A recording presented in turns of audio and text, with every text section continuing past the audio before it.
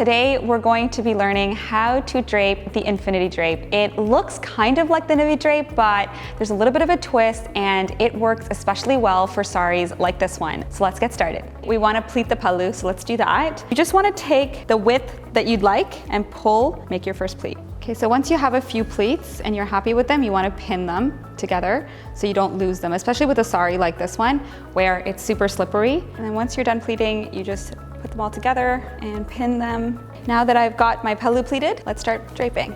I'm wearing the birthday crop and the mauve sari silhouette from tiabhuva.com, and it holds the drape in place. So you tuck in and wrap around once, and then you're gonna drop the rest of the sari and you're gonna go right to the end. You're gonna bring it around your left and you're just gonna drop it in front like this. So bring it down. I would say the length of your body is a pretty good length for what we're gonna do, and start pleating. You can check out my video on how I pleat. It's super easy once you get the hang of it. So you wanna pleat until you have a little bit fabric hanging here. You don't want it to be too tight, and you're gonna see why in a second. So I feel like this is a good amount of fabric to work with. And then what I'm gonna do is stagger these pleats and take the pin from my pallu and pin these together.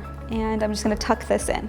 Actually, because I don't have much to tuck in, what I'm gonna do is I'm just gonna pin the pleats to the skirt and then just tuck in any extra fabric that you have here. So then this part, and what I'm gonna do is bring it around, bring it over this little space that we've made here and pleat this.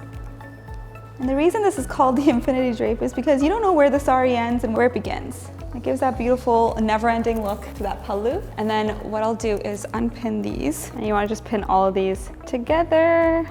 And that's it. You can add a belt, but I think it looks great on its own.